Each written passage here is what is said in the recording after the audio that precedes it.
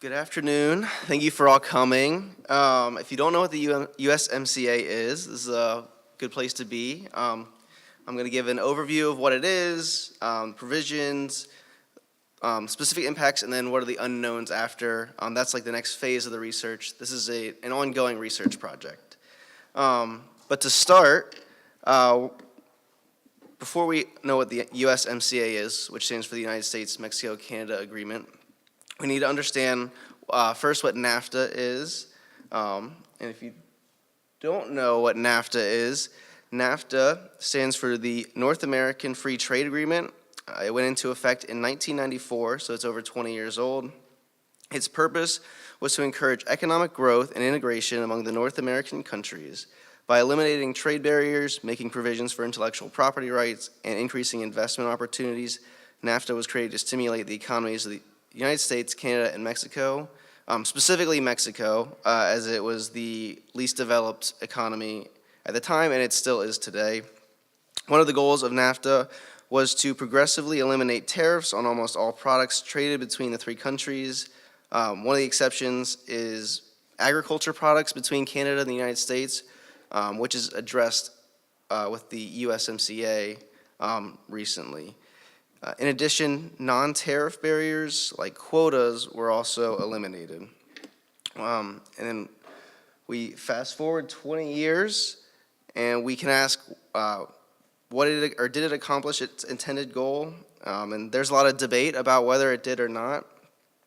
Some economists say that it did accomplish its goal, while others say it did not. And a lot of that is what parts of the economy they prioritize as to how well it accomplished its goal.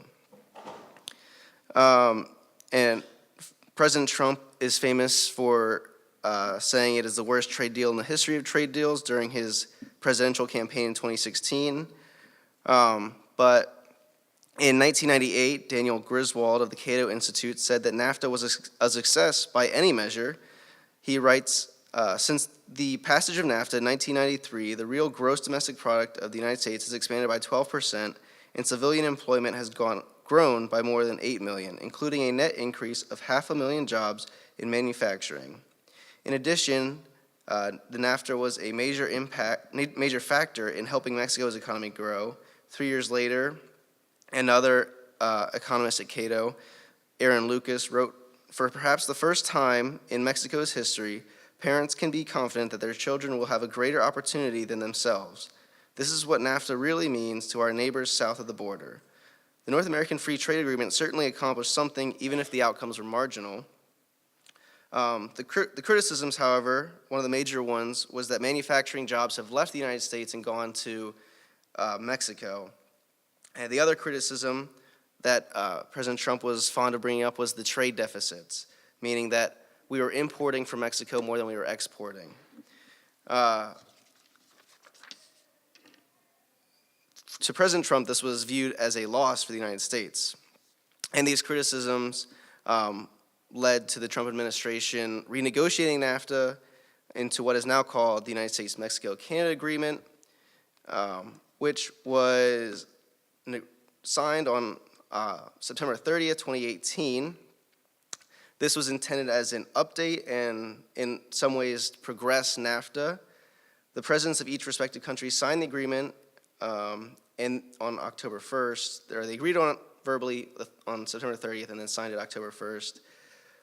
The USMCA is critical to the future of the U.S. economy because Mexico and Canada are the recipients of 34% of American exports and 26.2% of imports. So this deal really matters to the future of the United States economy.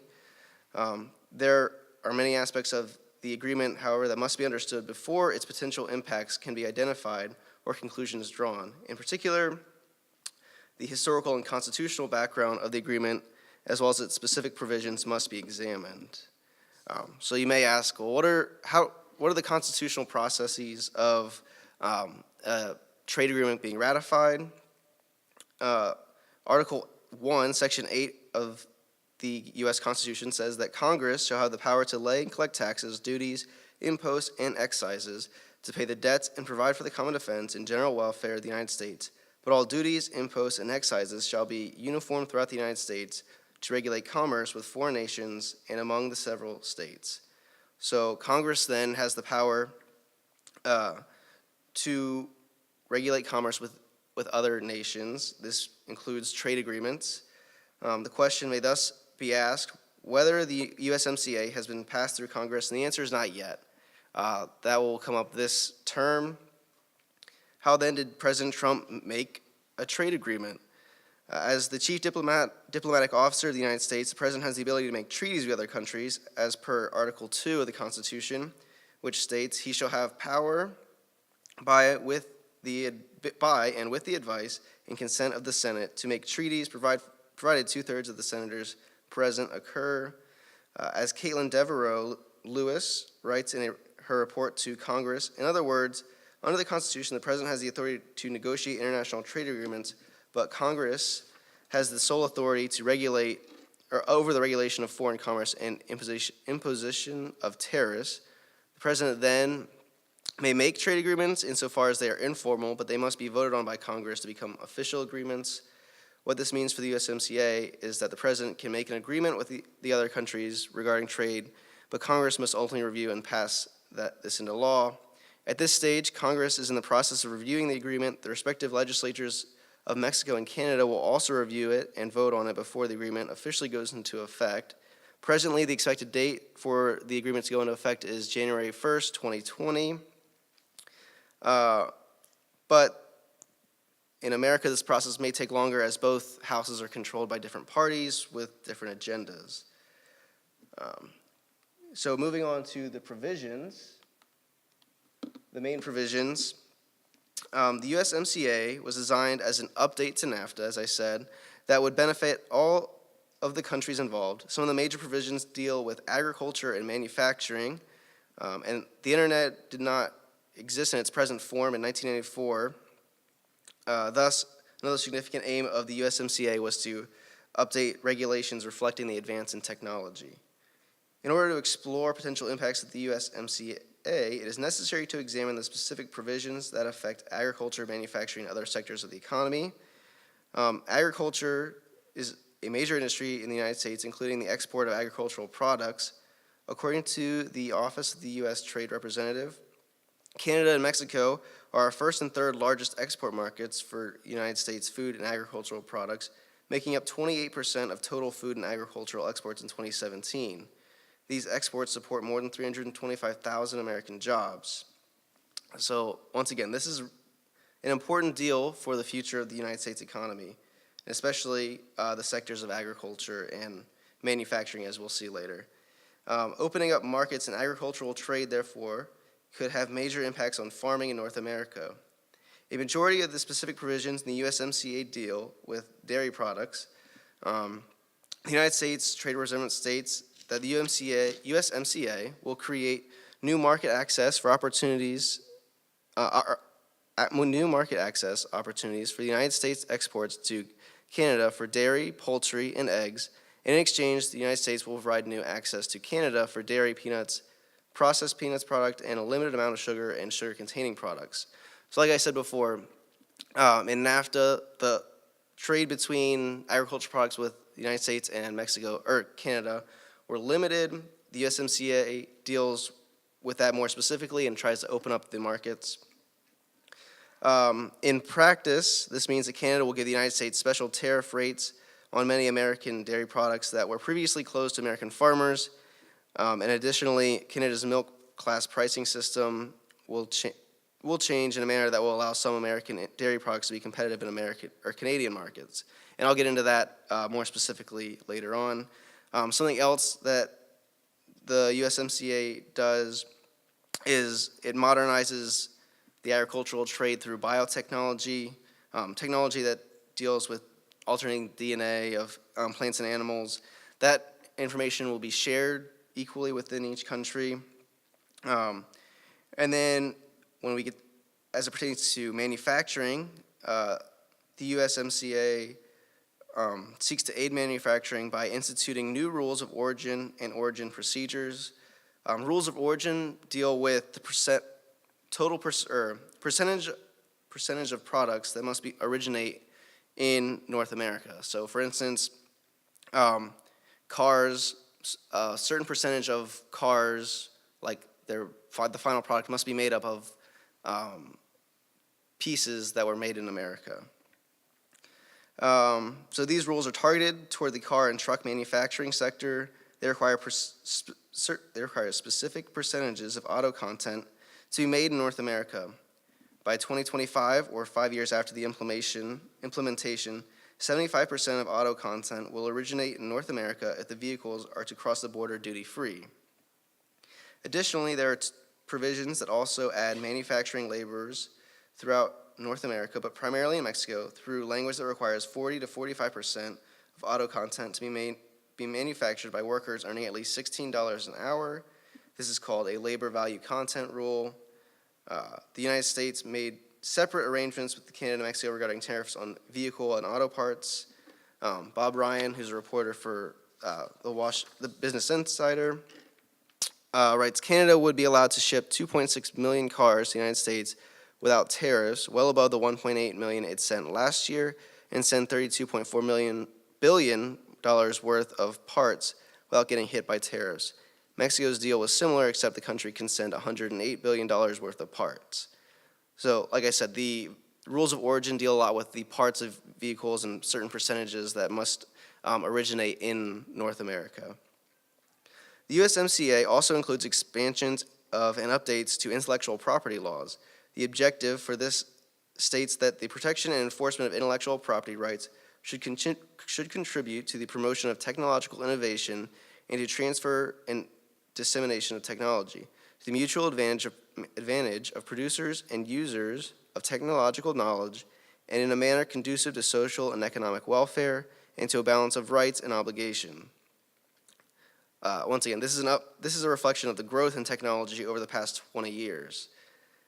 And then, as we get into the more specific impacts of the auto industry, the CIA World Factbook says that 49% of U.S. exports deal with capital goods, things like transistors, aircraft, motor vehicles, computers, telecommunications equipment, and so on. So manufacturing makes up a huge part of the U.S. economy. One of the initial impacts will be on the wages of workers involved in automobile manufacturing. According to the Office of the United States Trade Representative, the increased wage provision will achieve several goals. It will support better jobs for United States producers and workers by requiring that a significant portion of vehicle content be made with high-wage labor, ensure that United States producers and workers are able to compete on an even playing field, and incentivize new vehicle and parts investments in the United States. Time will only tell, however, if these goals will actually be achieved, but it appears that many of the people involved with this trade deal were optimistic about these goals being achieved.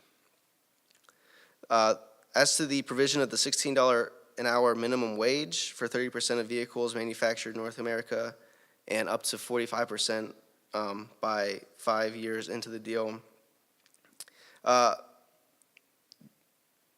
I said, this agreement stipulates that at least 30% of cars, rising to 40% by 2023, must be made by workers earning a $16 an hour minimum wage, about 3 times the typical manufacturing wage in Mexico now.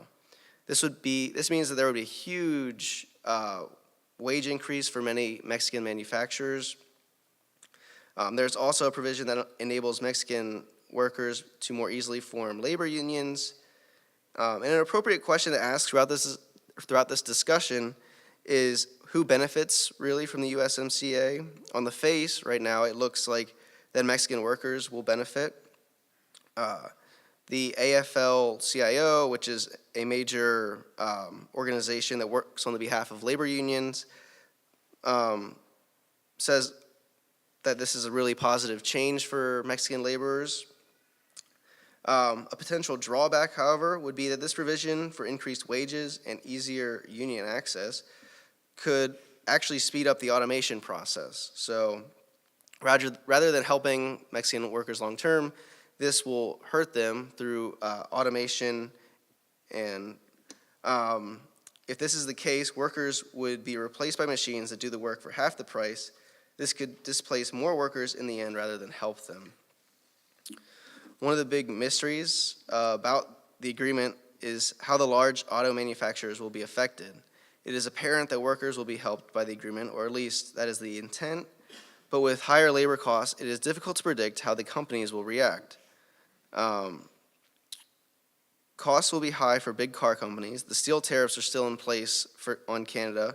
More car parts have to come from North America, and more car components have to be made at wages of $16 an hour.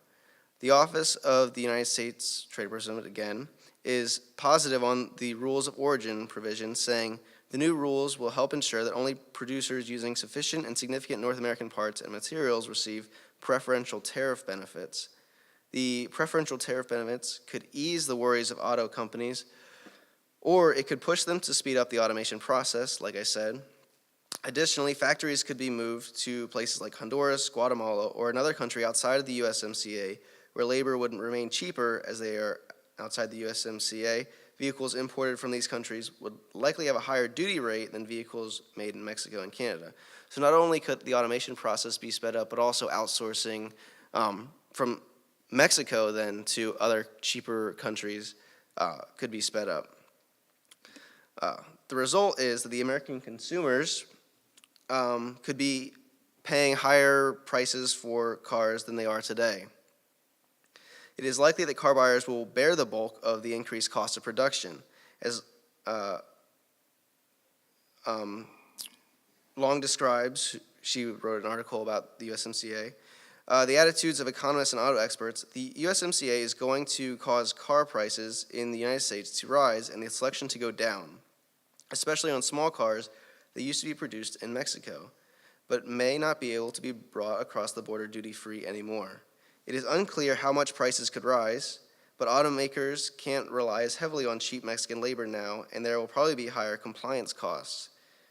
If consumers react negatively to the higher costs, this could push auto companies to look more carefully at lowering costs through automation or outsourcing, like I said.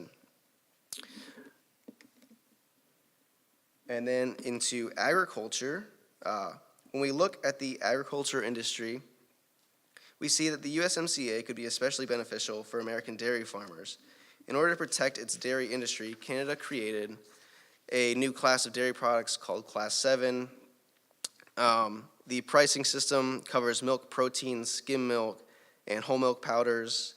I have a picture of a bunch of different milk products up there, which are actually none of the ones that include Class 7 products. Class 7 are like the dry powder products, so formula and things like that. Kelsey Johnson of iPolitics explains, the Americans, Australians, and New Zealanders insist the new pricing class has effectively pushed them out of the Canadian dairy market. They want the new pricing regulations challenged by the World Trade Organization. This was back in 2014, I think. In effect, Canada's new pricing class protected its dairy market from outside exporters, but with the USMCA, Canada will eliminate that Class 7 pricing system for America, allowing American dairy farmers more access to the Canadian market. The United States used to sell a lot of Class 7 products to Canada, but that changed in recent years when Canada started heavily regulating this new class. The USMCA also imposes some restrictions on how much dairy Canada can export, a potential win for the U.S. dairy farmers if they are able to capitalize on foreign markets. So not only is there more market access to Canada for dairy farmers, there's more market access abroad, as then now Canada will restrict how much they export abroad. With renewed access to the Canadian market and more access to foreign markets, American dairy farmers could be one of the chief beneficiaries of this agreement. In addition to dairy, the USMCA makes provisions for wheat.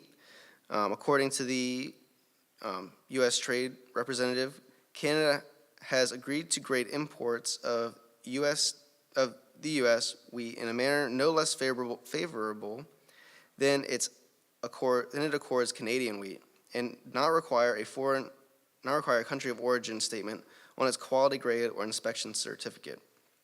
What this means is essentially wheat from the United States can be marketed in Canada the same way Canadian wheat is marketed in its own country. Commodity standards and grades provide means for measuring levels of quality. These standards provide a basis for domestic and international trade. Similarly, the U.S. and Mexico have agreed to non-discriminatory grading standards for all agricultural products, not just wheat. And then something important to note is that this is not a completely free trade agreement, as was the goal with the NAFTA. There are some protectionist things in this, which will be part of future research. But what are the future implications? So part of legislation is the unforeseen things, right? The unanticipated consequences of legislation can actually be more dangerous than the intended ones. I've shown here that what the intended consequences of the USMCA as it pertains to agriculture and manufacturing are, but there are other things that could be potentially harmful. So if fewer cars and trucks are sold as a result of the increase in price, many other firms will be affected. And so that's going to be the goal of this next phase of research. What are those unseen actors that will be affected that nobody is really talking about? So, thank you. And are there any questions?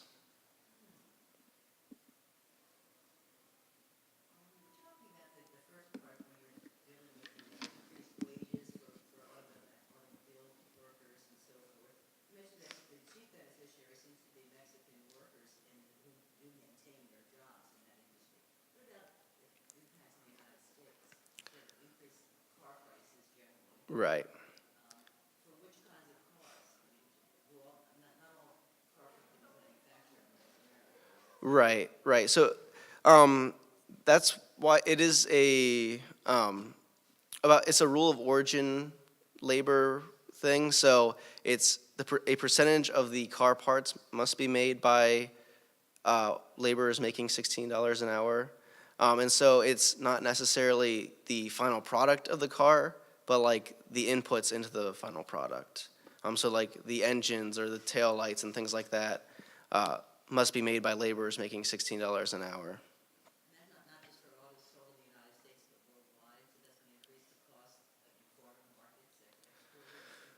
markets? Yeah, so, well, not necessarily. So if Mexico wanted to, or if car manufacturers that are working in Mexico wanted to keep prices low, they would just maybe not export within North America, and they would go other places. And then car prices may not rise abroad. That provision does not apply to them. Right. Same for American manufacturers. Right.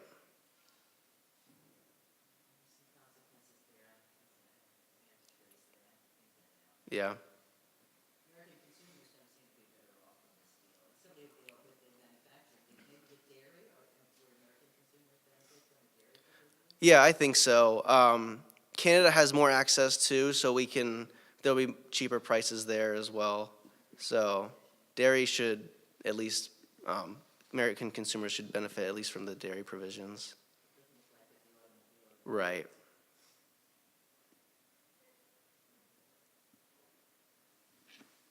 Well, thank you.